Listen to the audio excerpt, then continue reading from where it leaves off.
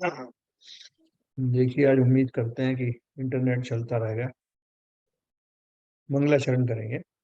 ओम नमः सिद्धेभ्याय, जय श्री ओम नमः सिद्धेभ्याय, जय श्री ओम नमः सिद्धेभ्याय। मंगलम भगवान वीरो, मंगलम गौतमो गणी, मंगलम कुंद कुंदाद्यो जैन धर्मोस्तु मंगलम। सर्व मंगल मांगल्यम, सर्व कल्याण कारकम, प्रधानम सर्वधर्माणां जैनम जयतु शासनम, जैनम जयतु शासनम, जैनम जयतु शासनम। ज्ञानानव ग्रंथ का 23वां सर्ग, राग द्वेष रोकने का वर्णन, शुभचंद्राचार्य जी के द्वारा कथित वाणी के आधार पर ये जो रचना हुई है। इसमें जैसे मैंने आपको एक चीज बताई थी कि एक तो सीक्वेंस, इसका क्रम वही है जो हमें धीरे धीरे शनै शनै उस ध्यान की तरफ ले जा रहा है, जो मोक्ष मार्ग में स्थापित करने वाला है। छोटे मोटे ध्यान की बात नहीं है, तो काफी उच्च कोटि की बात है। और उसमें जो राग और द्वेष की जो बात चली थी, जिसमें आपने पढ़ा होगा कि इतना राग तो बाद में भी रह जाता है, जिसमें अपने स्वभाव में जाने की आकांक्षा बनी रहती है। तो वो जो है, वो जिसे प्रशस्त राग कहते हैं, अपन ने उसकी चर्चा की थी। और ये भी बताया था कि जो द्वेष है, द्वेष उन भूमिकाओं में से निकल जाता है, क्योंकि वहां जो है किसी के प्रति कोई ईर्ष्या, किसी तरह की कोई नफरत वो नहीं बाकी रहती है। वहां इतना मात्र रह जाता है कि मुझे स्वरूप में जाना है। लेकिन फिर भी जो साधारण जीव हैं, उनको राग और द्वेष दोनों ही लगे रहते हैं। तो ऐसी चर्चा अपन आज करेंगे।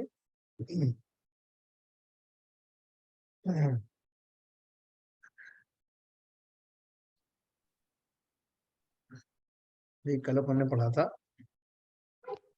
जिसका समरंभ रागादि मई विकल्प उद्यम बीत गए हैं,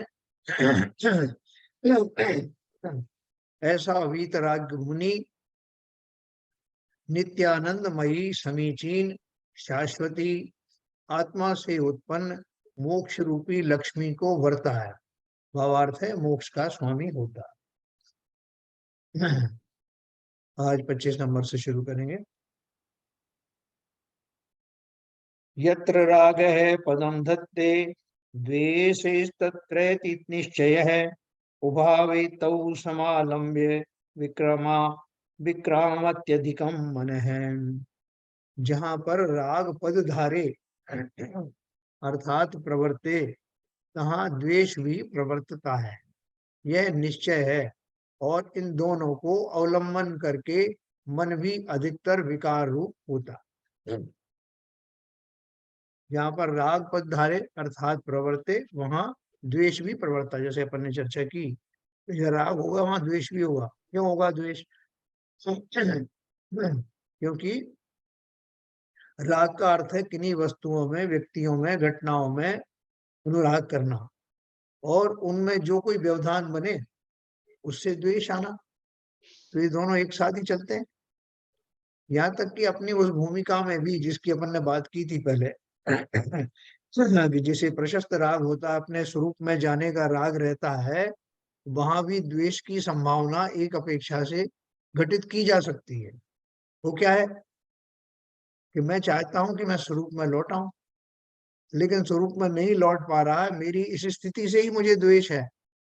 है ना? अगर हम द्वेष को घटित करना चाहें उस भूमिका में, तो भी ऐसा कर सकते हैं। लेकिन यहाँ तो हमारी भूमिकाओं की बात हो रही है, जिसमें कि राग प्रचुर मात्रा में पाया जाता है, वेद विज्ञान हुआ नहीं है, इसलिए द्वेष भी साथ साथ चलता। इन दोनों के को अवलंबन करके मन भी अधिकतर विकार रूप होता है। दोनों ही विकारी स्थितियां, चाहे वो राग हो या द्वेष हो, सामान्य स्थिति नहीं है। 26 नंबर है, सकल ज्ञान साम्राज्यम स्वीकर्त्यु यह समीपस्ति, समीपस्ति समीपसति सधन्य शमशस्त्रेण राग शत्रु निकृंतति।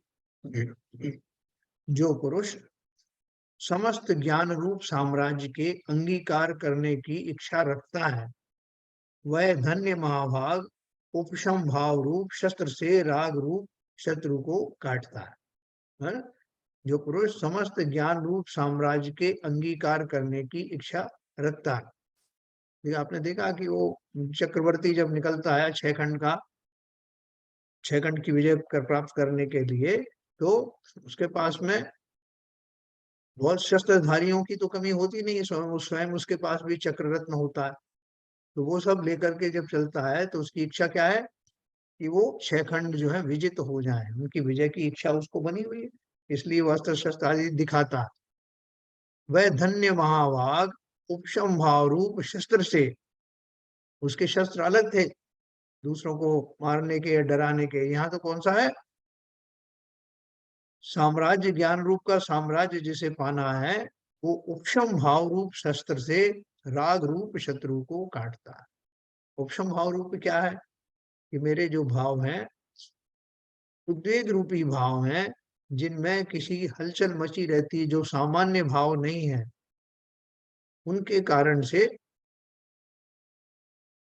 विकारी रूपी भाव हैं, उनको काटने के लिए मुझे क्या करना पड़ेगा, तो मुझे काटने के लिए उपशम भाव लाना है। उपशम भाव का अर्थ है कि ना किसी से, ना काऊ से दोस्ती, ना काऊ से बैर, यानी वो वाली स्थिति जब आती है तो उस स्थिति में राग द्वेष दोनों लगभग लुप्त तो हो जाते हैं। उपशम भाव है ना, शमन को प्राप्त होते हैं राग द्वेष भाव। क्यों? क्योंकि मेरी अंदर से इच्छा ये है, और ज्ञान मेरे पास ही है। ज्ञान का अर्थ है सम्यक ज्ञान।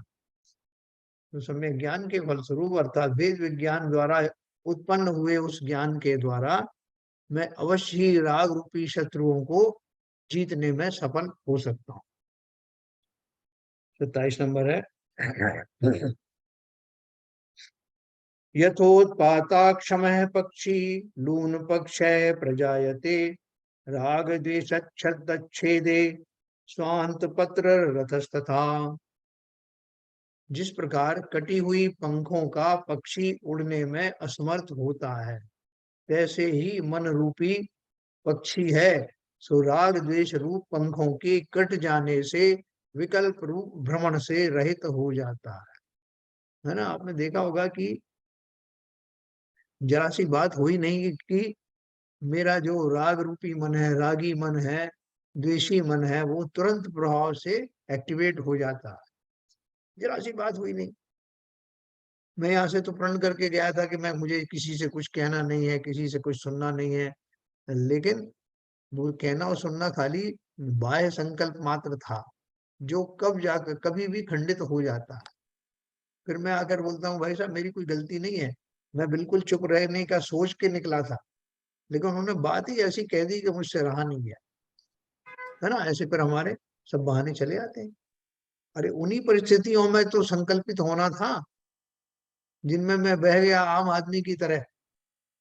तो उन्होंने क्या बोला, वो मेरा राग द्वेष का जो है मेरे पंख तैयार रहते हैं उड़ान भरने के लिए, लेकिन अब मेरा उस जो मन रूपी पक्षी है, उसमें जिस घड़ी में मुझे राग देश के जो पंख हैं वो उड़ने से मना कर देते हैं, या उनमें अब उड़ान शक्ति रही नहीं, बात बात में विचलित हो जाता था, वो सारे परिणाम अब चले गए। तो चले गए तो अब मैं खेद खिन्न भी क्यों हो नहीं सकता, विकल्प रूप भ्रमण से रहित हो जाता। ये बात अच्छी थी, ये बुरी थी, इन्होंने किस भाव से कही, मुझे दुखी करने के लिए कहा, ये सारे विकल्प आदि समाप्त हो जाते हैं, और हर परिस्थिति में जीव रागादि परिणामों की तरफ दौड़ने से रुक जाता है ना, क्योंकि अब उसके राग द्वेष रूपी पंख कट गए, और कटे हुए पंख वाला उड़ान भर नहीं सकता। तो उसी प्रकार से अब मैं उन राग द्वेष से रहित होकर के निश्चिंत हो जाऊं कि अब कैसी परिस्थितियां भी आएंगी, मेरा वो मन रूपी पंछी है, वो राग द्वेष रूपी उड़ान नहीं भर पाएगा। अगला है 28 नंबर, चित प्लवंग दुर्वत्तम सही नूनम विजेशति यो राग द्वेष संतान तरु मूलम निकृंतति।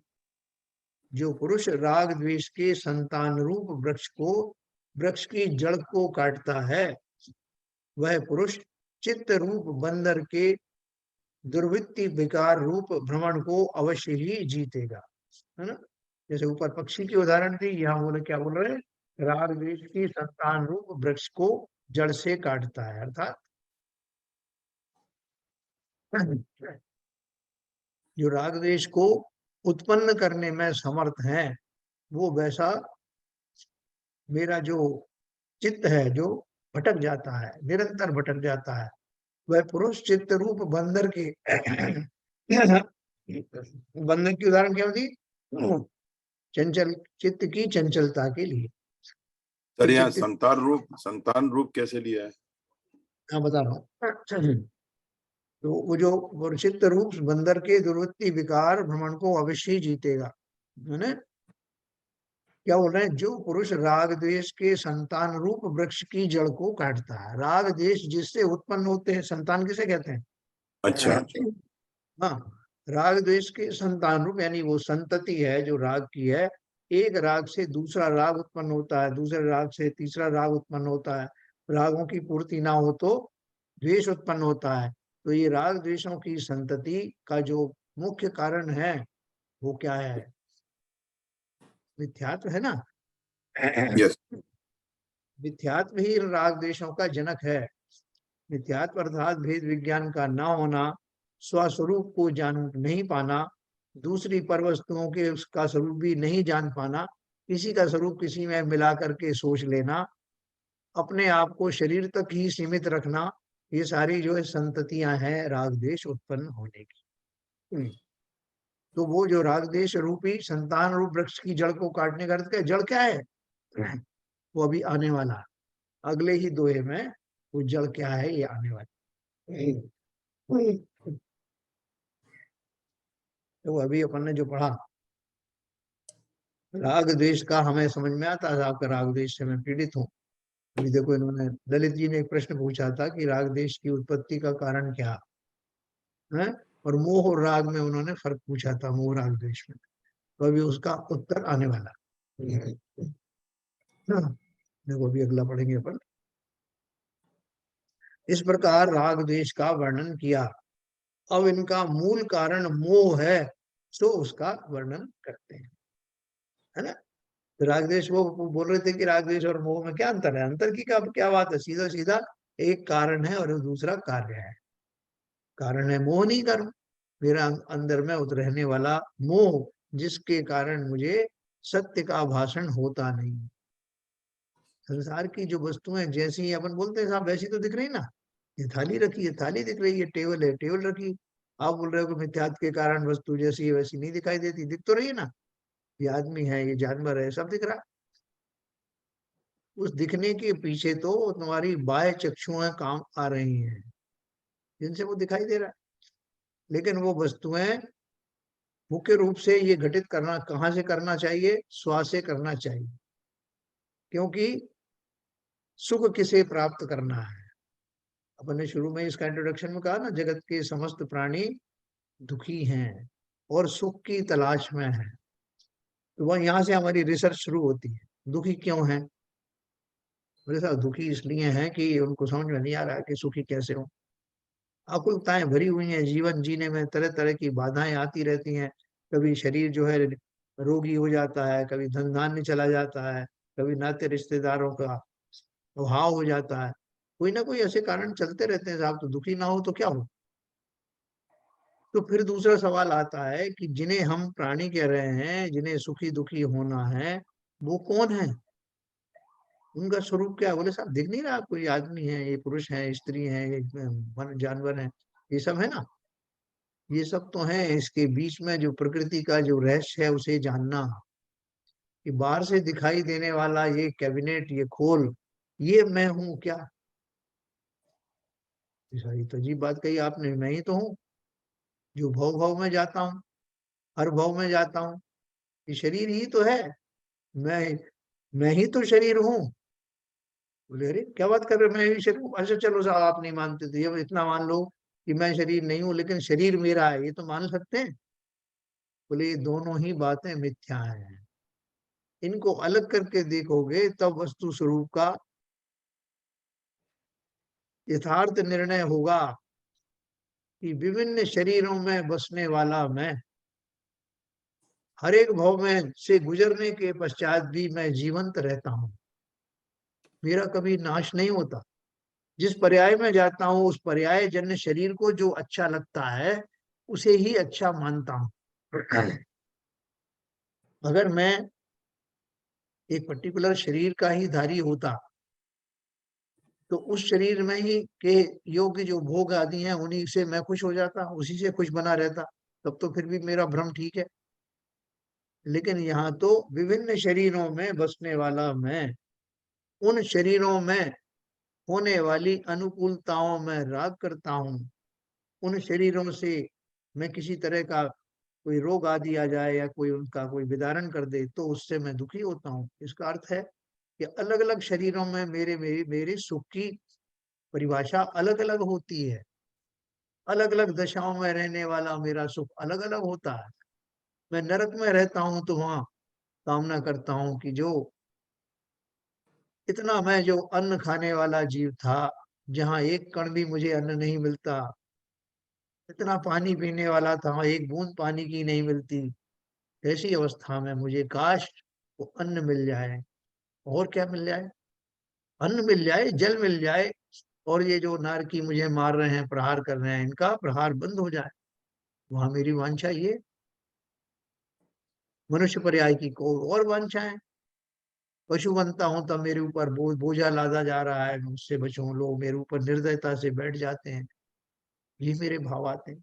इसका अर्थ क्या है कि मेरी सुख की जो परिभाषा है निरंतर बदलती रहती है, लेकिन मैं इस रहस्य को जान नहीं पाता कि परिभाषाएं क्यों बदल रही हैं। परिभाषाएं तो बदलती रहेंगी जब तक मैं वास्तव में अपना स्वरूप नहीं जानूंगा। तो सबसे पहले तो ये जानूं कि मैं कौन हूँ। ठीक है साहब, मैंने जान लिया, आप चिल्ला रहे थे इतने दिन से कि आत्मा हूं मैं, आत्मा हूं, मैंने मान लिया, चलो आत्मा हूं। अब अब लाओ मुझे भोजन वजन तो कराओ, समस्त वो वस्तुएं जो मुझे चाहिए वो दो। वही तो आत्मा हो गए हो ना मान्यता में। तो आत्मा मान लिया अपने आप को, तो आत्मा की जो खुराक है, आत्मा जिससे प्रसन्न रहता है उसकी बात करो। जैसे तोते को लाल मिर्च अच्छी लगती, शूकर को मल आदि अच्छा लगता है, सबकी अलग अलग वांछा है ना, उसी से वो सुख रहते हैं, सुखी रहते हैं पर्याय में। अब हमने जब मान ही लिया है कि समस्त जीव आत्म द्रव्य ही हैं, तो उनके योग्य उस खुराक का इंतजाम करो ना। उसको करते ही आचार्य कहते हैं कि गारंटी है कि वो सुखी हो जाएगा, क्योंकि अभी हम जिसे सुखी कर रहे थे वो उसका स्वरूप था ही नहीं। शरीरों को सुखी करने से आत्मा कभी सुखी हुआ नहीं, क्योंकि उनका उनका कोई कनेक्शन नहीं, सिर्फ मान्यता के अतिरिक्त।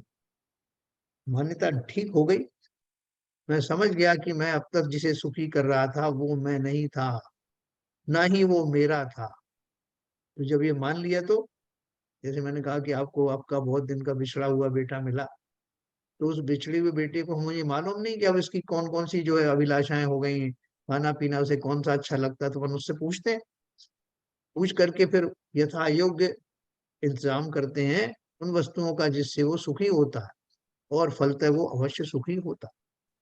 इसी तरह से जब मैं मान लेता हूं कि मैं शरीर ना तो शरीर हूं ना शरीर मेरा है, मैं विलक्षण तत्व आत्मा हूं, तो आत्मा को सुखी करने के उपाय मुझे करना है। मेरा काम बहुत सिंपल हो गया। अलग अलग पर्यायों के शरीरों के लिए मुझे कुछ नहीं करना, मुझे तो उन सब शरीरों के पीछे निरंतर विद्यमान रहने वाले उस आत्म तत्व की व्यवस्थाएं करनी है कि वो कैसे सुखी हो। तो हमें मालूम पड़ा कि उसके वास्तव में दुख का कारण था आकुलताएं, आकुलताएं, आकुलताएं, तरह तरह की व्याकुल व्याकुलताएं, वो उसके दुख का कारण था। और दुखों की समाप्ति होते ही आकुलताएं बंद हो जाती हैं, या आकुलताएं समाप्त होते ही दुख दूर हो जाते हैं। दुख दूर होने को ही सुख कहते हैं। सुख की अपन परिभाषा ऐसे भी कर सकते हैं, अनंत आकुलताओं को के रहित हो जाना, आकुलताएं किसी तरह की रहे नहीं, अर्थात मैं अपने सामान्य स्वरूप में लौट आता हूं। और यही तो सुख का स्वरूप है। समस्त द्रव्य अपने अपने स्वरूप में लौटना चाहते हैं। पानी को गर्म कर दो तो वो शुद्ध हो जाता है और धीरे धीरे करके उस नॉर्मलसी की ओर बढ़ने लगता है, अपने नेचुरल स्वभाव की ओर बढ़ने लगता है। और आप कुछ भी मत करिए, धीरे धीरे करके अपने स्वभाव में लौट आता है। हम भी लौटने लगे हैं अब स्वभाव की ओर, क्योंकि हमें भी ज्ञान हो गया है कि हो 84 लाख योनियों में भटकाने वाला, तरह तरह की अवस्थाओं में सुख को खोजने वाला मैं मूढ़ प्राणी अब तक नहीं जान पाया कि मैं कौन हूँ। और ये ना जान पाने के कारण सुख का स्वरूप भी मुझे समझ में आया नहीं। ये किसकी महिमा है? यही तो मोह की महिमा है।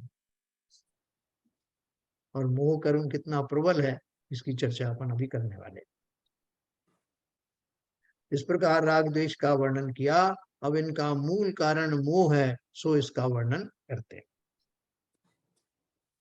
अयम मोह वशा जंतु रुद्यति देष्टिरज्यते अर्थेष्वन्य स्वभावेषु तस्मान मोहो जगज्जयी।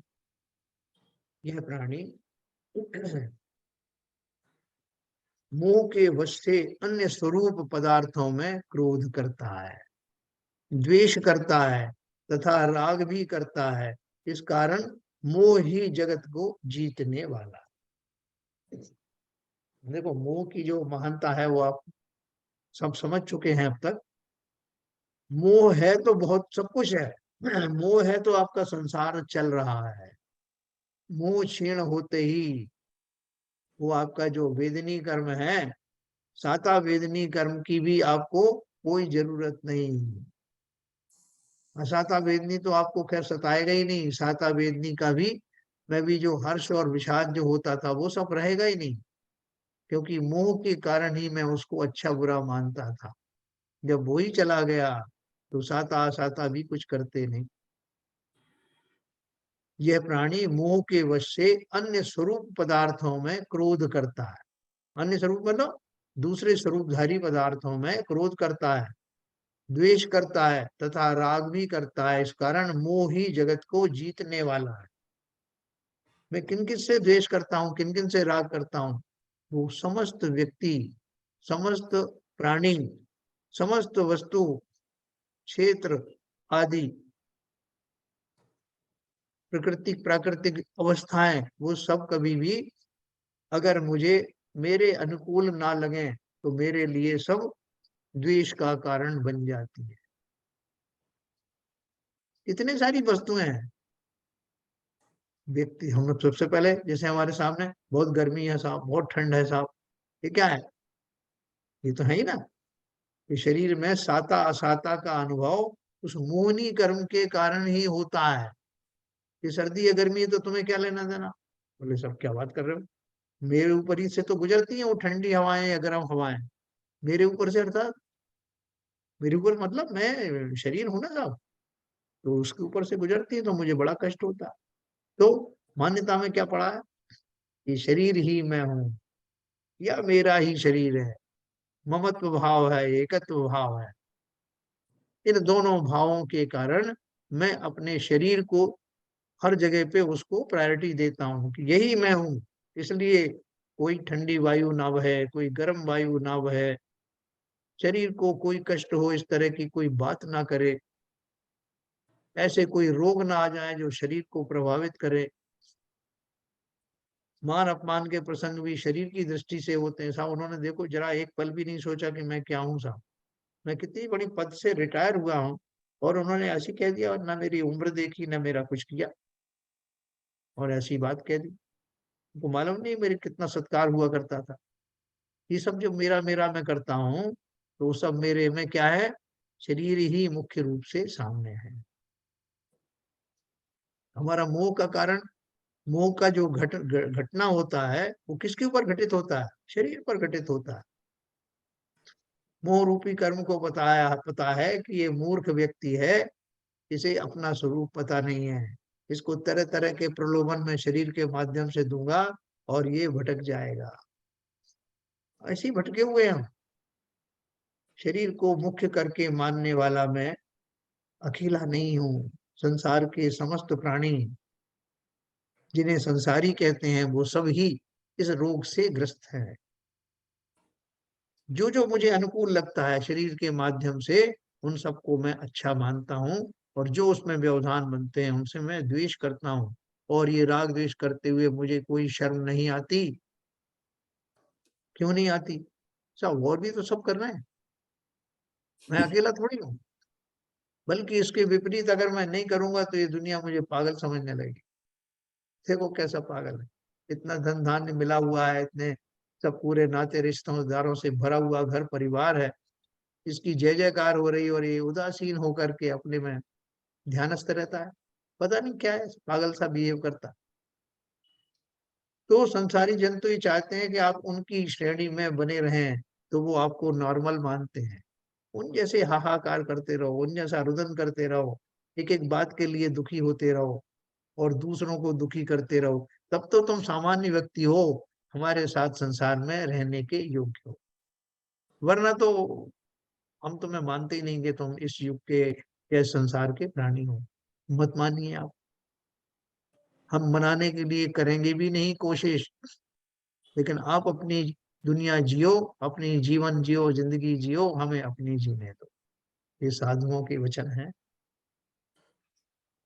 हमें वो पागल से लगते हैं, उन्हें हम पागल लगते हैं। तो देखो क्या बताया उन्होंने, वो मोह मामूली चीज नहीं है। ये तो हमने बात कर ली, लेकिन कितना बड़ा शत्रु है जिसका कि वर्णन क्रम क्रम से हमने इतनी बातें पढ़ने के बाद में, राग द्वेष निकलने के बाद मालूम पड़ा कि इनका गुरु कौन था, असली कारण कौन है। ना संसार में हम बोलते हैं साहब ये तो सब जो है इनकी जो है वो छोटे छोटे से उनके वो हैं टूल्स हैं। असली जो है, असली बॉस कौन है, इसके पीछे कौन है, ये अपन ढूंढते हैं संसार में। मुख्य अपराधी कौन है, इस सब प्लानिंग गैंगस्टर करने कौन? वाला है। असली हाँ, गैंगस्टर कौन? कौन है जो प्लानिंग कर रहा है, जो करा रहा है, वो कौन है। तो खोजते खोजते पुलिस यहाँ तक आ गई, है ना। मा, माफिया है। अरे भाई, बिल्कुल माफिया है। तो हमें खोजते खोजते उस सोर्स की तलाश लगी। ओहो, ये था वो सारे अपराधों का जनक। मोहनीय ठीक है, कर्म भी तो हो सकता है ना सब। उसी की तो बात कर रहे हैं, हाँ। होनी कर्म की तो बात कर रहे हैं। हम्म। तो खोजते खोजते हमें वो कर्म के बारे में पता लगा, वो जो मुख्य शत्रु है, जो वो है, उसके बारे में पता लगा कि ये सारे उत्पात का जनक यही है। लेकिन पता लगने से भी क्या हो जाने वाला है ना। वो अपन ने उसको आप समय आता है ना, अपने न्यूज में आता है, साहब इसके ऊपर मास्टरमाइंड फला आदमी था, उसको पता लगा लिया गया है कि वो है। अब पुलिस उसको पकड़ने के लिए निकल पड़ी। तो इतनी आसानी से पकड़ में जाएगा? जिसकी इतनी जबरदस्त प्लानिंग हो, वो इतनी आसानी से पकड़ में आता नहीं। हमने जान लिया कि मेरा मोहिनी कर्म शत्रु है, मोह मेरा शत्रु है। क्या कर लिया हमने जान करके? है, आज से थोड़ी, हम तो बहुत दिनों से जानते हैं साहब। अब आपस में बात भी कर लेते हैं साहब। एक मोहिनी नाम का एक कर्म है जो 70 कोड़ा कोड़ी सागर की स्थिति पैदा करने की सामर्थ्य रखता है। एक बार का बना हुआ जो मोहिनी कर्म है, इतने समय तक टिकता, इतने समय तक फल देता रहता।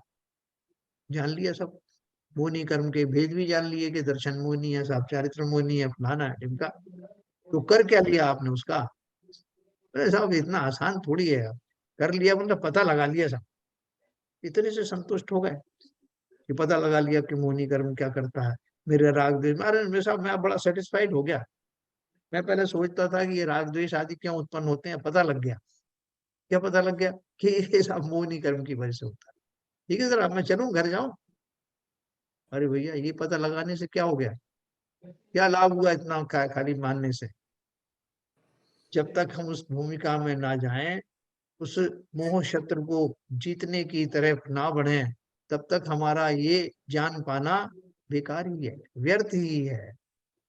तो देखो आगे क्या दिया है, अपन विशेष रूप से इसको पढ़ना है, क्योंकि मोहिनी कर्म हमको जो सब दुखों की जड़ है, जिसके बिना कभी केवल ज्ञान होता नहीं, जिसके बिना जीव वीतरागी होता नहीं, जिसके बिना जीव सर्वज्ञ होता नहीं, जिसकी उपस्थिति में जीव 84 लाख योनियों में भटकता रहता है, जिसके कारण जीव को एक क्षण मात्र को भी सुख की प्राप्ति नहीं होती। कैसा प्रबल है वो मोहिनी कर्म, और उसको दृढ़ किसने बनाया? मैंने ही बनाया। जैसे मन बोलते हैं कि छोटा मोटा अपराधी था साहब, लोगों ने उसको, पुलिस वालों ने, फलाने लोगों ने उसको इतना ज्यादा चढ़ा दिया आसमान पे कि वो अब दुर्जय हो गया, अजय हो गया। छोटा अपराधी था, इतना बड़ा बन गया। मोहिनी कर्म मेरे अंदर में बहुत सारी बार ऐसा भी मौका आया जब मैं बिल्कुल उस मोहिनी कर्म से अलग होने वाला था, उसकी संतान को, उसकी संतति को, उस तरह के चिंतन को हराने वाला था। लेकिन फिर पता नहीं क्या हुआ साहब कि मैं मार्ग से फिर भटक गया और फिर वापस उसी उसके कुचक्र में फंस गया।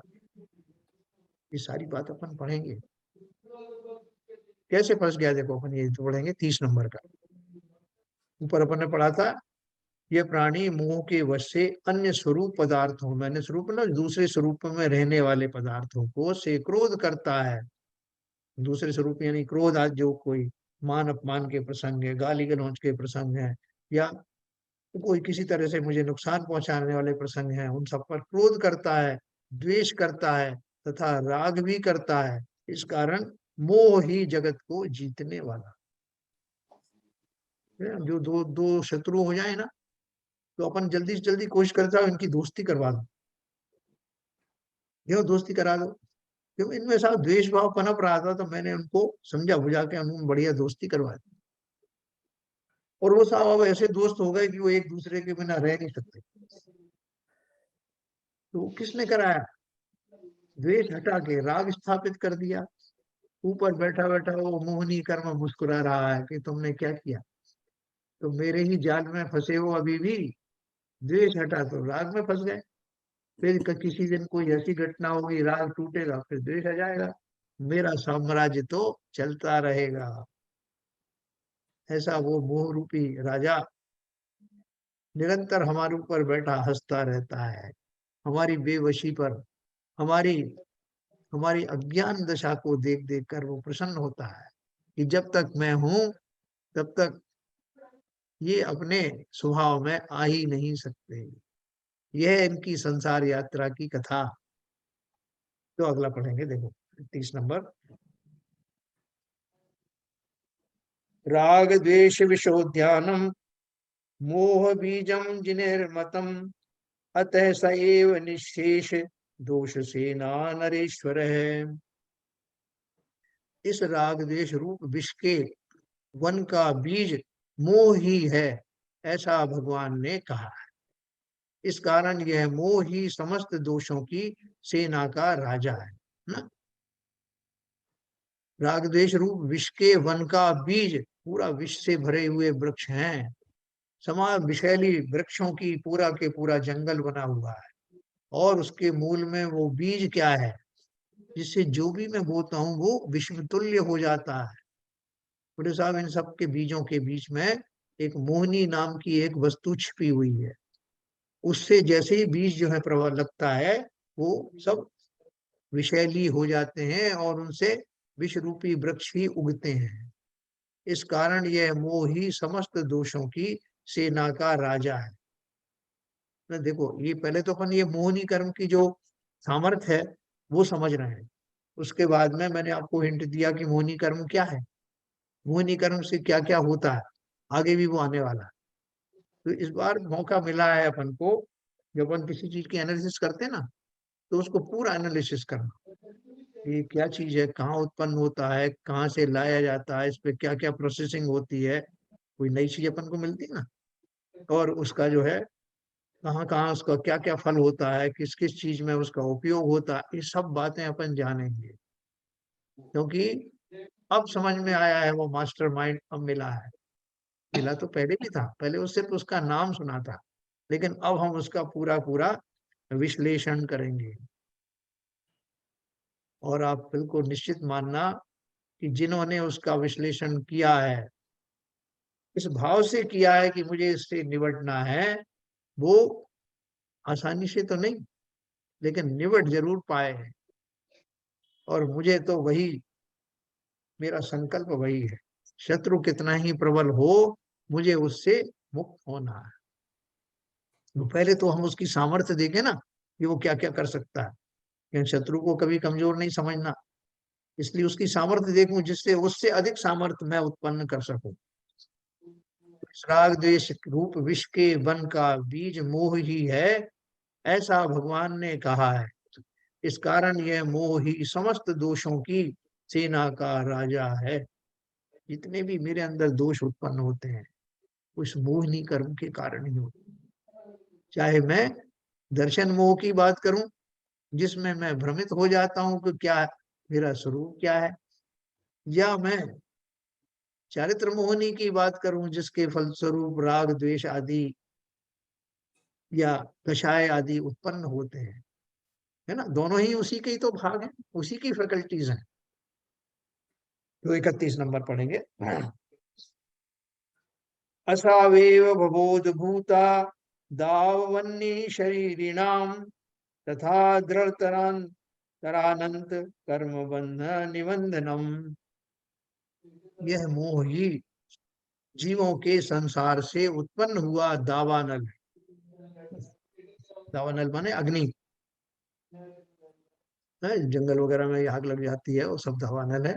यह मोह ही जीवों के संसार से उत्पन्न हुआ दावानल है तथा अतिशय दृढ़ अनंत कर्म बंध का कारण है ना। आपने देखा होगा वो सारे जो पुल वगैरह होते हैं ना, ब्रिज बनते थे पहले, तो वो ब्रिज के ऊपर में जब बहुत सारी सेना जब निकलती थी उसके ऊपर से, तो वो पुल टूट जाता। तो इसलिए कोशिश ये की गई। किसी की आवाज आ रही है किसी के यहाँ से? म्यूट कर लीजिए प्लीज सब लोग। यह मोह ही जीवों के संसार से उत्पन्न हुआ दावानल है। मतलब जैसे कोई घना जंगल है, उस जंगल में किसी ने एक छोटी सी चिंगारी फेंक दी।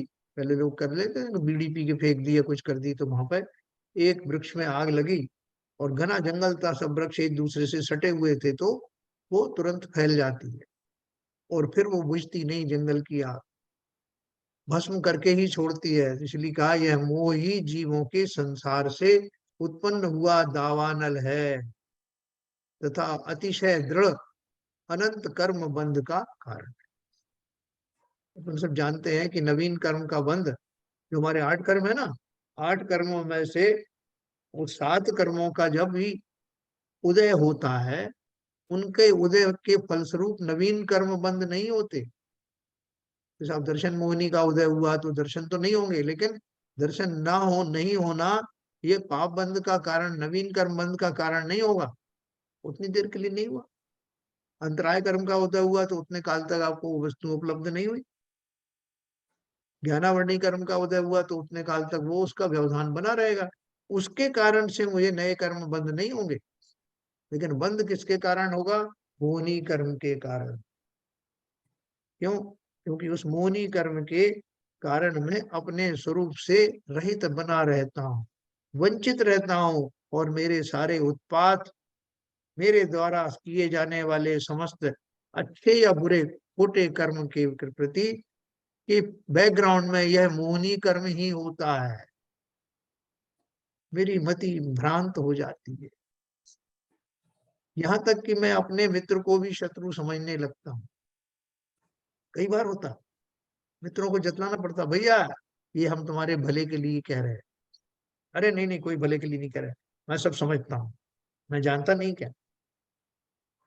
बहुत उपकार किए जाने वाले हमारे माता पिता, यहाँ की साधु संत भी जो अगर मुझे कोई उपकार पूर्ण बात कहते हैं, तो मुझे समझ में आता नहीं कि मति भ्रम हो गई है मुझे। ये मति भ्रम काहे से हुआ? ये मोहिनी कर्म का ही सारा कमाल है। नाते रिश्तों को लोग सब जो है बदल देते हैं, पवित्र रिश्तों को भी अपवित्र कर देते हैं, किसी से भी समझाने से रुकते नहीं। संसार की जितनी घटनाएं सामने देखते देखते लोग ताज्जुब करते हैं। पिता ने पुत्र को मार दिया, पुत्र ने पिता को मार दिया, माता ही दुश्मन हो गई अपने पुत्र की। ये सब घटनाएं क्यों घटित होती हैं? कहीं ना कहीं कोई ना आशय होता है ना, और वो आशय है मोहनी कर्म के द्वारा प्रताड़ित जीव अपने पूर्व संस्कारों के उदय होने पर इस तरह के कार्य करते हुए पाए जाते हैं। और मेरा वो मोहनी कर्म जिनका उदय 70 कोड़ा कोड़ी सागर एक समय में बंद होता है, वो तो निरंतर उदय में आ ही रहे हैं। नया नया भी मैं बांधता चला जा रहा हूं। मेरी फैक्ट्री कहाँ रुक रही है? इसलिए निरंतर बना रहता है प्राणियों में, कभी एक पल के लिए भी वो समाप्त होता नहीं जब तक जीव सम्यक दृष्टि ना हो जाए।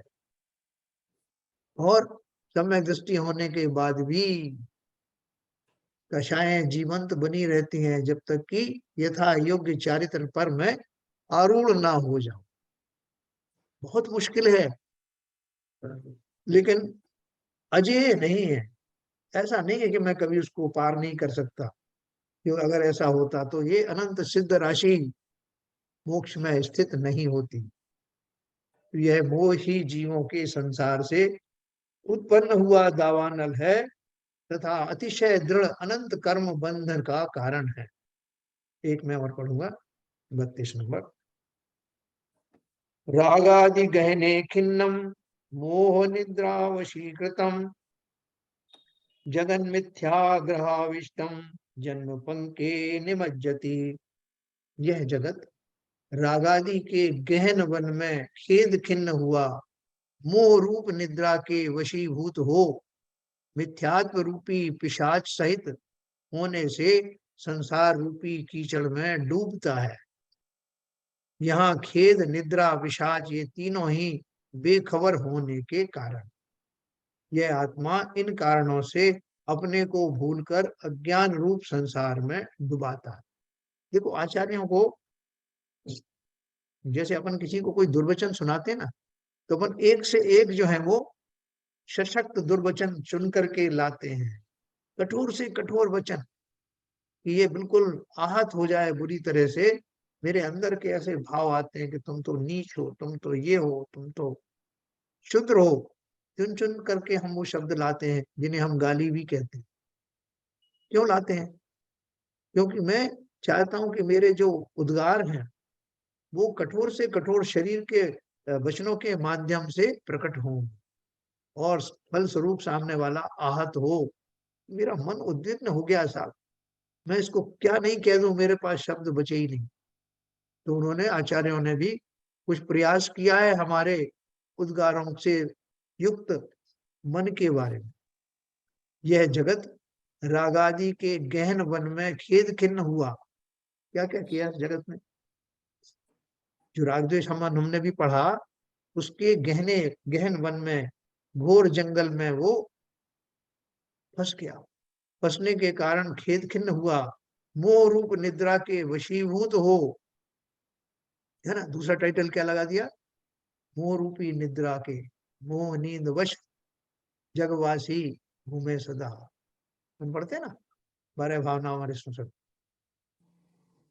मोह रूप निद्रा के वशीभूत हो, नित्यात्व रूपी पिशाच सहित होने से। जो पिशाच किसी के ऊपर चढ़ जाता है ना, तो वो अपने स्वरूप में नहीं रहता, अनशन बकने लगता है।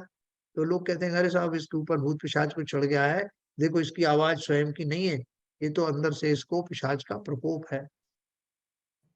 ऐसा पिशाच का प्रकोप हम सबको लगा हुआ है, मोहिनी कर्म रूपी। और हम ये देख देख करके हमें इसमें आश्चर्य नहीं होता, क्योंकि हम सब एक जैसे ही है ना, इसलिए हमें कोई ताज्जुब होता नहीं। लेकिन मुनियों को तो ताज्जुब होने लगा, इस दशा से वो निकल गए हैं और उन्हें ताज्जुब होता है कि इस पिशाच से अभी तक ये जीव सताए हुए हैं। करुणा करके हमें उपदेश देते हैं, हमको समझाते हैं भैया ये पिशाच कौन है, इसको समझो, ये कैसे निकलेगा संसार रूपी कीचड़ में जो तुम्हें डुबो के रखा है, उससे बाहर कैसे निकलोगे। तो कुछ लोगों को तो समझ में आ जाता और कुछ उसको इग्नोर कर देते हैं कि ठीक है साहब हमें इसी दशा पे छोड़ दीजिए, आपको कोई जरूरत नहीं हमको इस पिशाच से मुक्त करने की। मुझे तो यही ठीक लग रहा। यहाँ खेद निद्रा पिशाच ये तीनों ही बेखबर होने के कारण। वो समझा रहे हैं कि भैया तेरा बहुत नुकसान हो रहा है, लेकिन मैं नहीं समझ रहा। यह आत्मा इन कारणों से अपने को भूलकर अज्ञान रूप संसार में डुबाता है ना। तो ये मोह की ममता है, मोह की माया है कि इतने इतने पूर्व में भी मुझे समझाने वाले, देश न देने वाले अनेक महापुरुष रहे होंगे, लेकिन मैं सुधरा नहीं, अभी भी नहीं सुधरा। लेकिन ये समझ में आने लगा है कि मैंने कुछ गलतियां अवश्य की हैं जो मुझे नहीं करनी चाहिए, लेकिन दूसरे ही पल में उन गलतियों को फिर लग जाता हूँ, क्योंकि मेरा मोह अभी छूटा थोड़ी है। अनंत काल से वो मोहनी कर्म मेरे साथ चल रहा है और उसको बार बार मैं और प्रगाढ़ कर देता हूँ, नया नया सृजन करता हूँ। तो ये हमको क्यों होता है, इसकी अपन चर्चा करेंगे 32 नंबर।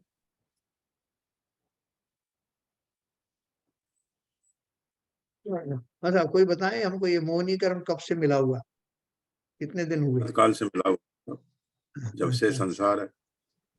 सर एक छोटा सा प्रश्न है, हाँ बोलिए। बहुत बेसिक है, सिली सा लग रहा है मुझे, मगर कंफ्यूजन है इसलिए पूछना जरूरी है। हाँ बिल्कुल पूछिए। ये मोहिनी कर्म और दर्शन मोहिनी में क्या अंतर है?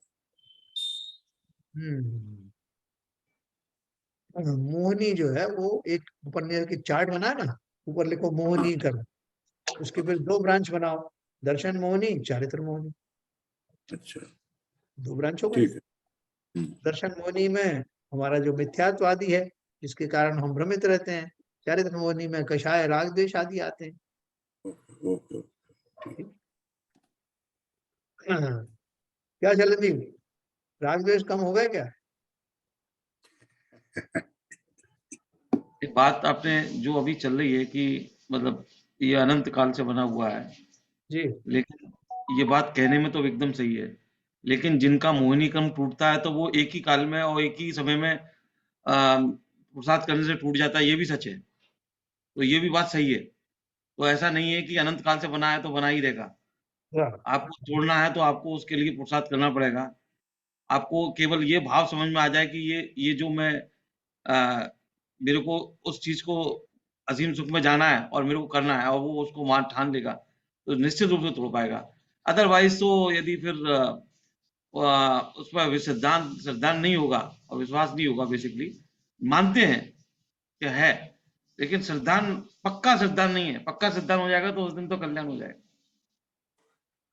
नहीं, हमको तो इसमें अभी बहुत आनंद आता है, वैसे क्या नाम है काफी आनंद हमको इस तरह अनुभव होता है। और शरीरों में जो, अगर मैं थोड़ा सा योगासन वगैरह बढ़िया करूं और अपना सब जो खान पान के ऊपर ध्यान रखूं, तो मेरा शरीर भी रोगी नहीं होगा और मैं सबको साथ के रखूं, मित्रों को अपना साथ साथ रखूं, उनके उन भावों को समझ के उनके अनुकूल बातचीत करूं, शत्रुओं से के ज्यादा उलझू नहीं, तो सुखी हो जाऊंगा ना। फिर मैं फिर काय का मोह करना। ये तो सिद्धांत से बिल्कुल उल्टी बात हो गई साहब। ये हाँ। तो सिद्धांत की पहली बात है, सबको सुखी करने जाएंगे तो अपने तो सबसे ज्यादा दुखी हो जाएंगे। तो यहाँ तो हमारा तो धर्म निज का धर्म है, अपने को सुखी करना है। और सुखी कैसे करना है अपने को, ये मोहिनी कर्म को हटा के वैसा सुखी करना है जो वीतरागता से भरपूर। बाकी वो सुख तो वो सुख है, क्षणिक सुख है, नश्वर है वो तो। पर ये जो अपन सारा जो शरीर के माध्यम से जो अपने सुख मिलता है, वो सुख जो है वो अगर वही मिलता रहे, तो काय की आत्मा और काय का ये सब मोक्ष होक्ष है, अगर इस सर बात ऐसा की गारंटी हो जाए। सर ऐसा है, जी। आपने बोला तो शैलेंद्र जी ने भी सही बोला कि आपने बोला कि मैं कोई द्वेष ना करूं, सबको सुखी रखूं। अरे हाँ। आप सबको सुखी रख रहे हो तो राग राग को तो, राग के पौधे को तो आप सींच रहे हो, राग तो हाँ। खत्म नहीं किया, तो आप संसार तो आपका बढ़ ही रहा है। वो राग रहने से क्या हर्ज है, उसमें क्या है? मैं सबको अपना सूर्य संसार को अपना समझता हूँ, इसमें क्या दिक्कत है? नहीं, वो ये कोई सुख थोड़ी है, ये तो सुखावास है। और उससे कर्म तो बंध ही रहे हैं। हमारा संसार तो चाहे पुण्य कर्म के बने चाहे पाप कर्म के बने, साता कर्म वो साता कर्म। समझे? चलो तो वो तो यही सोचा जो है, पोछा लगा दे रहे हैं। ये बंद करिए, उनका म्यूट करिए उसको। अरे फिर मैं एक्सरसाइज करती हूँ ना वहाँ। बताइए तुम्हारे आपका बोलते म्यूट। नहीं। हाँ, तो ये तो आप संसार को बढ़ाने वाली बात रहेगी ना, राग राग रहेगा तो वहां से वीतरागता कहाँ से आएगी? जो शैलेंद्र जी ने सही कहा ना, हाँ, कि जो वीतरागता तो नहीं आएगी उससे। क्या करना है वीतरागता का? हम अगर इससे ही सुखी हो गए तो फिर वीतरागता का क्या करना? अरे फिर संसार से अगर मुक्ति पाना है, मोक्ष पाना है, तो वो हमारा बेसिक लक्ष्य है, वही खत्म हो जाएगा। चलो आरपी जन साहब आप बताओ, हमको कोई वीतरागता वैतरागता नहीं चाहिए। हमको संसार में सब अनुकूलताएं अगर मिल जाएं और सब हमारे मित्र बन जाएं, शरीर भी निरोगी रहे, तो क्या दिक्कत है? काहे की कोई वीतरागता? दिक्कत नहीं है, लेकिन आज तक हुआ तो नहीं है ऐसा कभी। किसी के साथ नहीं हुआ कि सब अनुकूलताएं मिलती ही जाएं। कभी ना हाँ, कभी प्रतिकूलताएं तो आती हैं। हाँ, बिल्कुल 100% ये है कि मेरे को हाँ अनुकूलताएं मिलती रहेंगी जब तक मैं हाँ बहुत खुश हो रहा हूँ अपने आप को, फूला नहीं हाँ, समा रहा। हाँ, लेकिन ये स्थिति लगातार रह नहीं सकती। आज तक नहीं ओके, हुआ किसी के साथ। नहीं सर, ओके, दूसरी बात ये भी है, एक तरफ अनुकूलता की खबर आती है, दूसरी तरफ विषमता की खबर ही आती है एट द सेम टाइम। ये वही तो कह रहे हैं वो, वही कह रहे हैं। हाँ, और नहीं, मतलब सीरीज में नहीं आती कि जब तक हाँ, अनुकूलता है तो अनुकूलता है, उसके बाद विषमता आएगी। हाँ, एक तरफ साइकिल है, वो तो खबरें तो हर एक तरह की, ये तो चलता ही रहता है, सब चक्र है। एक तरफ इंसान को पद्मश्री मिल रहा है, दूसरी तरफ मालूम पड़ा कि उसका निजी संबंधी की मौत हो गई। दोनों विषमताएं साथ साथ आ रही हैं। हाँ, ओके, ये तो सीएन साहब, ये बात तो सही है आपने जो बोली, लेकिन मैं तो इससे भी एक और बात बढ़ के बोलता हूँ कि हाँ, जिसको हम सुखावास बोल रहे हैं और जिसको अनुकूलता बोल रहे हैं, वो अनुकूलता कहाँ है? हमारे हर क्षण हमारी चेंज हो रही है रिक्वायरमेंट। खाना खा लिया तो सोने का है, सो लिए तो फिर कुछ खाने का है, खा लिया तो फिर कहीं जाने का है। मतलब जो हमारा कुछ ना कुछ कहीं ना कहीं उसमें लगा ही रहा है। कहीं भी हम हमारे पास में ऐसा समय नहीं आ रहा कि हम 1 घंटे 2 घंटे बैठकर विदाउट किसी भाव के, निश्चल भाव से बैठ के कुछ कर पाएं। तो ये इसको हम सुख मान जरूर रहे हैं, लेकिन हर घंटे हर मिनट हमारी कुछ ना कुछ अर्ज तो बनी हुई है, और उसके लिए हम प्रयत्नशील हैं। 32वां दुआ आया था, इसमें हाँ, राग की बात थी, खाली राग ही राग की बात थी, द्वेष जी, की बात नहीं कही थी। हाँ, लेकिन उसमें वो हिडन था पॉइंट, जहाँ बिल्कुल, कहीं बिल्कुल। राग है वहां द्वेष अवश्य पैदा होता है। देखो ऐसा है कि आप सबकी बात से मैं एक कंक्लूजन पे पहुंचा कि मतलब जो मनुष्य पर्याय है या जो तिरंज पर्याय है, नरक निगोद पर्याय है, वो उनमें दुख बने रहते हैं, इसलिए मैं दुखी रहता हूँ। तो अपन देव बन जाते हैं, वहां कितना निरंतर सुख बना रहता दीर्घ काल तक। शरीर में कभी रोग आते नहीं, शत्रुताएं भी होती नहीं, थोड़ी बहुत ईर्ष्या विर्ष्या जरूर होती नीचे ऊपर के देवों में, लेकिन बाकी पूरी पूरी वो कितने कितने सालों तक जो है सुख रहता है। तो सर वो क्यों ना मैं फ्रीक्वेंसी देव चेंज करना है सर, वो तो है। फ्रीक्वेंसी चेंज हो गई। मेरी पर्याय में ऐसा है, चींटी की पर्याय में 18 सेकंड का है, किसी की पर्याय में 5 मिनट का है, हाँ, हाथी की पर्याय में 250 सेकंड का है। तो ये तो साइकिल है। तो साइकिल पीरियड कितना है, ये तो दैट इज इमैटेरियल। संसार तो वही चक्र चल रहा है ना, वो नहीं, कंप्रेस कर दो। देव गति से अगली गति कौन सी मिलेगी, ये इसकी क्या गारंटी है? जब तक जो सुख भोग रहे हो, साता कर्म का युग चल रहा है, देव गति चल रही है, तब हाँ, तक तो ठीक है, देवांगनाएं मिल रही हैं, सारे साधन मिल रहे हैं। मगर जब देवगति के 6 महीने से पहले आपकी जो मुरझाने लगेगी, वो उसके बाद कहाँ हाँ, जाओगे? नहीं, आखिर में आओगे तो संसार में फिर वही सुखावास के लिए। हाँ, ये बात वही बिल्कुल सही है, सीवी जन साहब की बिल्कुल बात सही है। दूसरी बात ये है कि आप हमसे तैयारी तो आईएएस की करवा रहे हो और नौकरी चपरासी की दिलवा रहे हो। मतलब हम वीतरागता करें, मेहनत करें, मुनि दशा लें, सब कुछ करें, और देवगति में क्यों जाए साहब? हाँ, हमारा तो मोक्ष गति के लिए, मतलब हाँ, तो तैयारी तो तैयारी तो मोक्ष वहां गति से की कर होनी रहे हैं, चाहिए। तैयारी तो वहां से कर रहे हैं। नहीं लेकिन भाई, वही तो तो बात हो रही है कि कहीं शैलेंद्र ऐसा तो जी, नहीं हम। हाँ, नहीं शैलेंद्र जी, आप मोक्ष की तैयारी कर रहे हो और आपने इतना पुण्य कमा लिया है, तो देवगति इसलिए मिलेगी कि वहां आपकी परीक्षा होगी, वहां उस परीक्षा में आप पास होगे तभी आगे मनुष्य गति मिलेगी, तभी आपको मतलब क्या। अच्छी तैयारी नहीं करी तो बीच में आपको एक पोस्ट मिल जाएगी आरएमपी पर, मतलब जैसे कहते हैं ना एसडीएम एसडीएम की छोटी पोस्ट मिल जाएगी। Yes yes yes. क्या विपुल जी कुछ बताओ यार, ये सब जो लोग तो कुछ अलग अलग बात कर रहे हैं। हाँ, संसार चक्र में चला रहे हैं। हाँ, संसार चक्र से बिना बात के इल्यूजन जैसा बता रहे हैं कि संसार तो इल्यूजन है, पर ऐसा लगता है कि इल्यूजन है? विपुल जी बताएंगे, देखो अभी। नहीं सर, बिल्कुल ठीक है।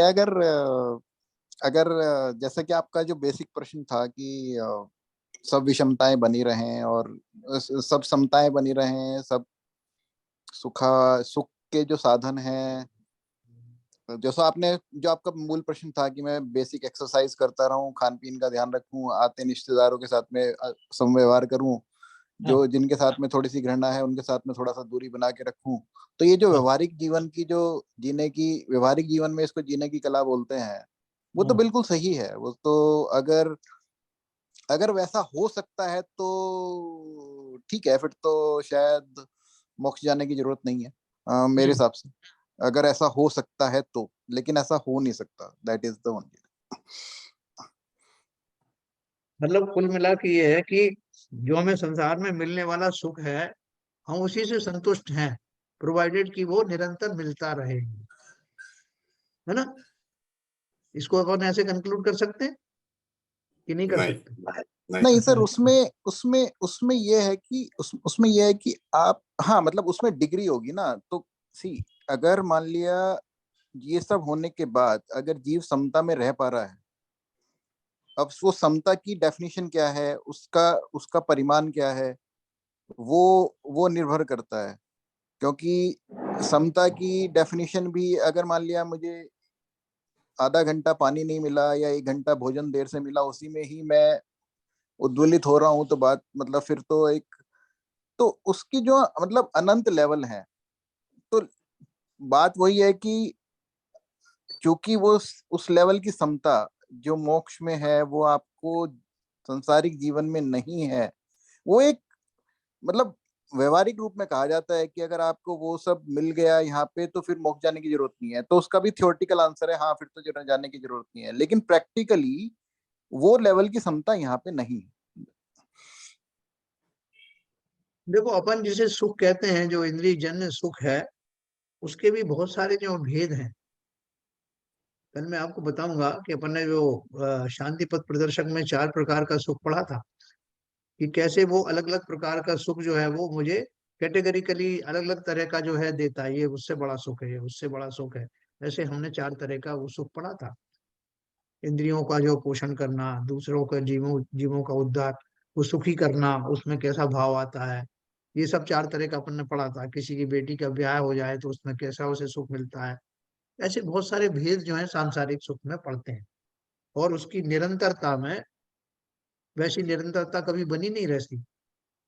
तो फिर भी अगर वो सब मिलता भी रहे तो वो उस जाति का सुख नहीं है जिस जाति के सुख को, जिसको अतीन्द्रिय सुख कहते हैं। वो अतीन्द्रिय सुख क्या होता है, इसमें उसमें क्या अंतर है, वो सुख मुझे इस अवस्था में क्यों नहीं मिल सकता, और अगर जो कुछ मुझे मिल रहा है उससे ही मैं पर्याप्त सुखी हूं तो दूसरे सुखों की वांछा क्यों करूं? ये सब चर्चाएं अपन कल करने वाले हैं। तो आप अपने से अच्छे से तैयार करके आना, बहुत सारे क्रॉस क्वेश्चन होने वाले हैं। आप अपनी बात पे अड़े रहना और मैं अपनी बात पे अड़ा रहूंगा। ठीक है, ये अपन डिबेट। आज आज जो आपने बात की आज के सबको सुखी रखने की, तो जी मेरे अंकल ने अभी जो यात्रा कराई, तो लास्ट वाले दिन जब हम कुंडलपुर में थे, तो उनकी भावना ये थी कि सबको जल्दी से तैयार, कुंडलपुर की जैसे ही हमारी वो हो जाए, वंदना हो जाए और जी। खाना खा के हम लोग सीधे खजुराहो चले जाएं, तो वहाँ के मंदिर में दर्शन करें और वहाँ के हाँ जो और दूसरे मंदिर हैं और वो जो वहाँ का जो ट्रेडिशनली जो है उसको देखें। और तो अब वहाँ पे क्या था, कुंडलपुर में लोग थक गए थे, तो सब मठल-मठल के काम कर रहे थे, कोई अपना ला रहा है, कोई खा रहा है, कोई कुछ पी रहा है। तो उन्होंने एक बार बस चलवा दी, तो बस फिर थोड़ी देर जाके फिर आगे रुक गई, गन्ने का जूस पीने लग गए लोग। तो उनको बड़ा क्रोध आ गया चाचा जी को। बोले यार हम कब पहुंचेंगे खजुराहो, और बोला नहीं मेरे को नहीं जाना, सब आगरा चलो। और क्या मतलब क्या है, फिर सब लेट कर रहे हैं, तो बड़ा गुस्सा हो गए। तो फिर मैंने उनको समझाया, मैंने कहा देखो आप गुस्सा क्यों हो रहे हो? तो बोला मेरा तो पूरा प्रोग्राम चौपट हो गया, मैंने सबको लगा रखा है, वहाँ सारे प्रोग्राम वहाँ 6 बजे तो बंद हो जाता है सब। तो मैंने कहा भावना आपकी भावना थी, आपकी मन की इच्छा है कि वहाँ दिखाओ। लोगों को देखना है, नहीं देखना है, उनकी इच्छा नहीं है। तो हाँ। आप उसके लिए क्रोधित क्यों हो रहे हो? मंदिर का दर्शन तो अपने मंदिर के दर्शन तो है ही है ना, वो कर लेंगे। वहां से निकल जाएंगे, आप प्रोग्राम क्यों चेंज कर रहे हो? आप इतना व्यथित क्यों हो रहे हो? तो मैंने कहा आपकी जो भावना लगी हुई है कि वहां पर खजुराहो में सबको और ज्यादा आनंद, मैं सबको दूसरे मंदिरों को भी दिखाऊंगा और अपने मंदिर को भी दिखाऊंगा और अच्छा कुछ खान पीन करके फिर ले जाऊंगा, तो वो नहीं हो पा रहा, तो आपको क्रोध हो गया। तो मैंने कहा यही तो असली चीज है कि आपकी जो मतलब आपके क्रोध का कारण आप ही हो। तो वो बोले हाँ, बोला बात तो तेरी सही है। तो मैंने कहा ये लोगों को नहीं देखना है, लोग अपना आराम आराम से कर रहे हैं, वो बैठेंगे थके हुए हैं, वो बस में बैठे हैं, वहां जो मिलेगा देख लेंगे, चलेंगे आगरा फिर। तो ऐसा हो जाता है। विष्टा में उत्पन्न होने वाला कीड़ा, उसको निकालने की चेष्टा करो, वो निकलना चाहेगा क्या?